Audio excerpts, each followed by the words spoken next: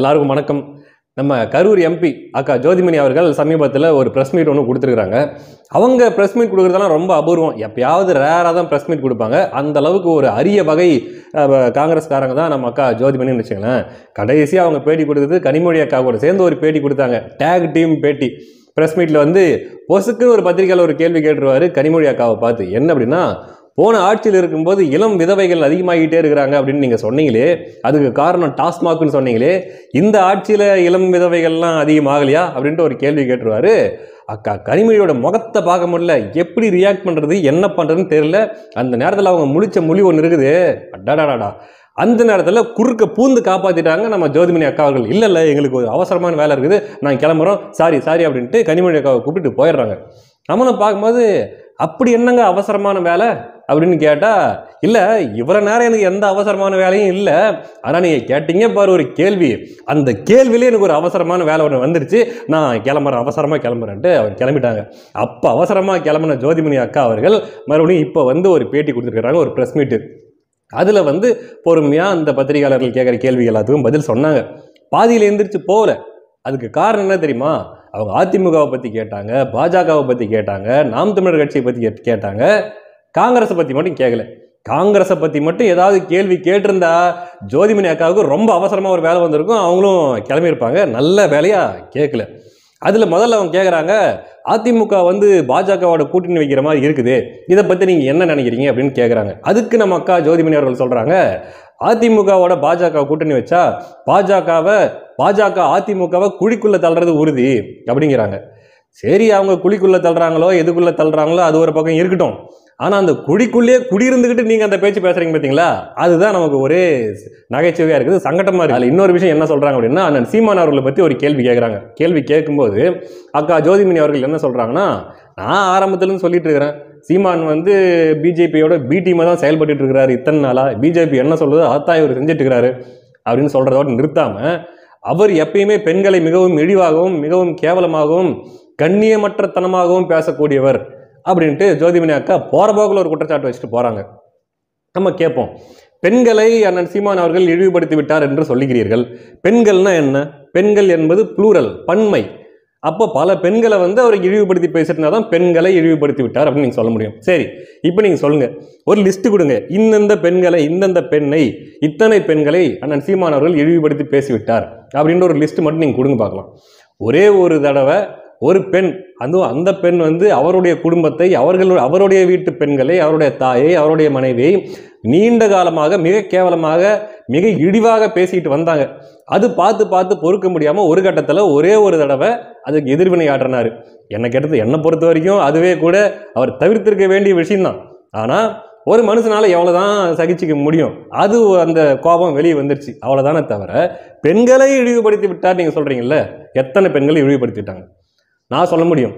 நீங்கள் ஒரு கட்சியோட கூட்டணி வச்சுட்டு இருக்கிறீங்கல்ல, ஒரு கட்சிக்கிட்ட போய் ஒட்டுணி மாதிரி ஒட்டிக்கிட்டு இருக்கிறீங்கல்ல திமுக, அந்த கட்சியோட முன்னாள் தலைவர் ஐயா கருணாநிதி அவர்கள், இந்நாள் தலைவர் ஐயா ஸ்டாலின் அவர்கள், அடுத்த நாள் தலைவர் ஐயா உதயநிதி அவர்கள், அவங்க முதற்கொண்டு அந்த கட்சியோட அமைச்சர்கள் முதற்கொண்டு அந்த கட்சியோட கடைநிலை பேச்சாளர்கள் வரைக்கும், அந்த கட்சியில் ஐடிவிங்களை செயல்பட்டு இருக்கிற அடிமட்ட கொத்தடிமைங்க வரைக்கும் எத்தனை பெண்களை கேவலப்படுத்தி இழிவுபடுத்தி அவங்க வீட்டு பெண்களை கேவலப்படுத்தி பேசியிருக்காங்க அப்படின்ட்டு ஒரு பெரும் பட்டியலை என்னால் கொடுக்க முடியும். அப்படிப்பட்ட ஒரு கட்சியோட போய் ஒட்டுணி மாதிரி ஒட்டிக்கிட்டு நீங்கள் மற்றவங்களை பார்த்து இவர்கள் பெண்களை கேவலப்படுத்துகிறார்கள், பெண்களை இழிவாக பேசுகிறார்கள், அண்ணாமலை பெண்களை கேவலப்படுத்தி விட்டார், சீமான் பெண்களை இழிவுபடுத்தி விட்டார், என்ன இதெல்லாம்? ஒரே ஒரு உதாரணம், இப்போ கடைசியாக நடந்தது போன ஞாயிற்றுக்கிழமை திமுக மேடையில் ஐயா பொன்முடி அவர்கள், நம்ம வனத்துறை அமைச்சர், முன்னாடி வந்து உயர்கல்வித்துறை அமைச்சராக இருந்தார் இல்லையா, அந்த அமைச்சர் ஐயா பொன்முடி அவர்கள் அந்த மேடையில் பேசுகிறாரு. அந்த மேடையில் ஒரு கதை ஒன்று சொல்கிறாரு. அது என்ன கதைன்னா, ஒருத்தன் ஒரு விலை மாதரோட வீட்டுக்கு போகிறான். அந்த விலை மாதரோட வீட்டுக்கு போயிட்டு அந்த பெண்ணுக்கிட்ட வந்து நீ சைவமா அல்லது வைணவமா அப்படின்னு கேட்குறான். அதுக்கு அந்த பெண்ணு, எதுக்கு எங்கிட்ட வந்து சைவமா வைணவான்னு கேட்குறான் இவர், எங்கிட்ட வந்தால் நான் எங்கள் இடத்துக்கு வந்தால் எவ்வளோ காசு 5 10 தான் கேட்பாங்க, இவங்க நம்ம சைவமா வைணவமான்னு கேட்குறாங்களே அப்படின்ட்டு ஒரே கன்ஃபியூஷனில், இது ஏன் எங்கிட்ட கேட்குறீங்க அப்படின்னது. இல்லை, சைவமாக இருந்தால் இப்படி பட்டை போடுவாங்க, வைணவமாக இருந்தால் அதை இப்படி போடுவாங்க, அதனால தான் கேட்டேன் நீ சைவமா வைணவமான்ட்டு. அந்த பொண்ணு, இல்லையே எனக்கு ஒன்றும் புரியலையே அப்படின்னுச்சான். அதுக்கு ஒரு விளக்கத்தை கொடுக்குறாரு. அதை நான் சொல்ல விரும்பல, ஏன் வாயில அவர் சொல்றதே நீங்க பாருங்க. சைவம்னா படுத்துக்கிறது, வைணவம்னா நின்னுங்கிறது. இப்படி ஒரு கேவலமான கதையை சொல்லி அதுக்கு ஒரு மட்டமான விளக்கத்தை கொடுத்ததும் இல்லாம அதுக்கப்புறம் ஒரு சிரிப்பு ஒன்று சிரிச்சாரு பார்த்தீங்களா, அடடா என் முன்னாடி உட்காந்துட்டு இருக்கிற இந்த செல்லங்களெல்லாம் நான் என்டர்டெயின் பண்ணிட்டேன் அப்படின்ற சந்தோஷத்தில் ஒரு சிரிப்பு ஒன்று சிரிச்சாரு பார்த்தீங்களா. இதுதான் திமுக, இதான்டா திமுக, இதான் திமுக, இதுதான் திமுக. பெண்களை போட்டுகிற லட்சணம், பெண்ணியத்தை போட்டுகிற லட்சணம், இதான் திமுக. ஆனால் பார்த்து பயங்கரமான சந்தோஷம், பயங்கரமாக அந்த கதையை கொண்டாடுறாங்க, அதை ரசிக்கிறாங்க. ஐயோ என்ன அழகான கதையை சொல்லிட்டாரான்ட்டு கொண்டாடுறாங்க. யாரு மக்களா அப்படின்னு கேட்குறீங்களா? மக்கள் இல்லை, அந்த மக்கள் மனிதர்கள் அப்படின்ற கேட்டகரிக்குள்ளேயே வைக்க முடியாத உடன்பிறப்புகள் இந்த கொத்தடிமைகள். அவங்களுக்கு அவ்வளோ ஒரு சந்தோஷம். ஏன்னா ரொம்ப நாளாக இப்படிப்பட்ட கதைகளையே காலங்காலமாக கேட்டு கேட்டு பழகிட்டாங்க இல்லையா, அதனால அவங்களுக்கு அது சந்தோஷமாக தான் இருக்கும். ஆனால் இதை பற்றிலாம் அக்கா ஜோதிமணி அவர்கள், அக்கா கனிமொழி அவர்கள் அடிக்கடி ஆனவன பெண்களுக்காக பொங்கி எழுந்துருவாங்கல்ல, பெண்களை கேவலப்படுத்துறாங்க பாருங்க, பெண்களை இழிவுபடுத்துறாங்க பாருங்க அப்படின்ட்டு கனிமொழி அவர்கள், ஜோதிமணி அவர்கள் இவங்களுக்கெல்லாம் இதை பற்றி வாய் திறப்பாங்கல்லன்னா திறக்க மாட்டாங்க. இவங்கள விடுங்க. அடிக்கடி இந்த பெண்ணியவாதிகள் ஒரு குரூப்பு கிளம்பி வந்துடும்ல, ஏதாவது ஒரு பாட்டு பாடிட்டான் அல்லது ஒரு மீம் போட்டான் அல்லது ஏதோ ஒரு டயலாக் ஒரு படத்தில் வந்துருச்சு அப்படின்றதுக்காக அப்படியே கூட்டம் கூட்டமாக அப்படியே கொடியை தூக்கிக்கிட்டு கத்திக்கிட்டு வருவாங்க இல்லையா, இந்த பெண்ணிய போராளிகள், இந்த மாதர் சங்கங்கள், இவங்கெல்லாம் எங்கே போய் தொலைஞ்சாங்க? இல்லை திமுகலே இருக்கிற ஒரு இந்த திமுக ஐடிவிங்களே சில பெண்கள் இருக்கிறாங்க, அவங்களாம் அதை பற்றி வாய் தரங்களை ஒன்றும் கண்டுகிட்ட மாதிரி தெரியல. ஒருவேளை அவங்களும் இதையெல்லாம் விரும்புகிறாங்களா அல்லது இந்த மாதிரியான அருவருப்பான ஆபாச பேச்சுகளை அவர்களும் ரசிக்கிறார்களா அப்படின்ற சந்தேகமே நமக்கு வந்துடுது. சச்ச ஹிப்போக்ரிட்ஸ். சரி, அவங்கள ஒடுங்க போட்டோம். இப்போ என்ன அப்படின்னா, திமுகவும் கொஞ்ச காலமாகவே ரொம்ப நாளாக ஒரு சர்க்கஸ் பண்ணிட்டு இருக்குது. என்ன அப்படின்னா, நான் டீலிமிட்டேஷனுக்கு எதிராக போராடுறோம் பாருங்க, நாங்கள் மும்மொழி கொள்கைக்கு எதிராக போராடுறோம், நாங்கள் இந்தி திணிப்புக்கு எதிராக போராடுறோம், நாங்கள் ஆளுநருக்கு எதிராக போராடுறோம், எதோ சர்க்கஸ் பண்ணி தமிழ்நாட்டு மக்கள்கிட்ட எப்படியாச்சும் ஒரு நல்ல பேர் வாங்கிடலாம் அப்படின்ட்டு போராடிட்டு இருக்குது.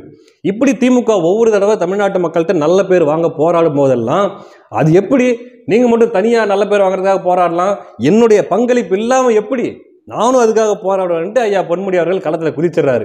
இந்த வாரம் தான் ஏற்கனவே ஒரு தடவை ஓசி அப்படின்ட்டு பயங்கரமான ஒரு நல்ல பேரை பெண்கள்கிட்ட திமுகவுக்கு ஏற்படுத்தி வச்சாரு.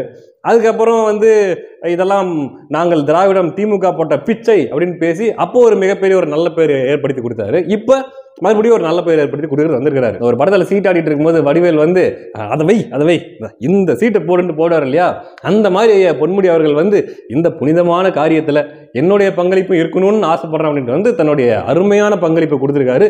திமுகவுக்கு நல்ல பேர் வாங்கி தர்றதில்ல. அந்த வகையில் ஐயா பொன்முடி அவர்களை பாராட்டுல. என்ன ஒரு வியப்பான விஷயம்னா, இப்படிப்பட்ட ஒரு வரலாற்று சிறப்புமிக்க பேச்சு எந்த ஒரு ஊடகத்திலையும் செய்தியாக வரல. ஏன்னா இது அவ்வளோ ஒரு முக்கியமான பேச்செல்லாம் இல்லை, இது ரொம்ப ரொம்ப சாதாரணமான விஷயம். இதெல்லாம் ஒரு பெருசாக எடுத்துக்கலாமா? ஆனால் அண்ணன் சீமான் அவர்கள் ஏதோ அந்த தேசிய தலைவரோட சொந்தக்காரன்னு ஒருத்தரை பற்றி இந்த செய்தியாளர்கள் அண்ணன் சீமான்கிட்ட போய் ஒரு கேள்வியை கேட்கும்போது அவங்க இருக்கிறான் பிக்காளி பையன் அப்படின்ட்டு போயிட்டாப்ல. பிக்காளி பையன் அவர் சொன்னது. ஆனால் இந்த ஊடகங்கள் என்ன பண்ணுச்சு, அந்த பிக்காளின்ற வார்த்தையை எடுத்துட்டு அதுக்கு பதிலாக ஒரு பீப் சவுண்டு போட்டு அது ஏதோ ஒரு கெட்ட வார்த்தை, ஒரு தாயை இழிவுபடுத்தி பேசின ஒரு கெட்ட வார்த்தையான சீமான் அவர்கள் போட்டு பேசின மாதிரி எல்லா ஊடகங்களும் தலைப்பு செய்தியில் போட்டு அப்படி போட்டு இப்படி போட்டு அதுக்கு கட்சி தலைவர்கள் நான் கண்டனம் தெரிவித்து அவ்வளோ ஒரு அக்கப்போர் பண்ணாங்க. அதுக்கு எதுக்கு பிக்காளி பையன் அப்படின்னு சொன்னது. ஆனால் இப்படிப்பட்ட ஒரு கதை, என்ன ஒரு பெண்களை உயர்த்தி பிடிக்கிற ஒரு அற்புதமான கதையை ஐயா பொன்முடி அவர்கள் பேசியிருக்காரு. அது எந்த ஊடகத்திலையும் அது கண்டுகொள்ளப்படவில்லை. ஏதோ பெண்களை இழிவுபடுத்தி பேசிவிட்டார் அப்படின்ற அளவில் மட்டுமே இதை கடந்து போயிட முடியாது. அதையும் தாண்டி தமிழருடைய சமயங்களான சைவம் வைணவம் ஆகிய சமயங்களை இவர் இழிவுபடுத்தி மட்டம் தட்டி அவர் பேசியிருக்கிறார். எந்த ஒரு விஷயத்துக்கு, அதாவது ஒரு விலை மாதரோட ஒருத்தன் போகிற அந்த ஒரு விஷயத்தை கொண்டு போய் தமிழருடைய சமயங்களான சைவம் வைணவத்தை இவர் பொருத்தி பார்க்கிற அளவுக்கு ஒரு வக்கிர மனநிலை யாருக்கு வரும் அப்படின்னா, இந்த திராவிடர்களுக்கு மட்டும்தான் வரும். இதுதான் திராவிட புத்தி அப்படிங்கிறது. அப்போது இதை வச்சு யார் அரசியல் பண்ணுவாங்க அப்படின்னா, பாஜக அரசியல் பண்ணுவாங்க. இந்துக்களை இவர்கள் கேவலப்படுத்தி விட்டார்கள், இந்துக்களே ஒன்று கூடுங்கள், இல்லாவிட்டால் இந்து மதத்தை அழித்து விடுவார்கள் அப்படின்ட்டு இது யாருக்கு சாதகமான அரசியல் இவங்க பண்ணுறாங்க?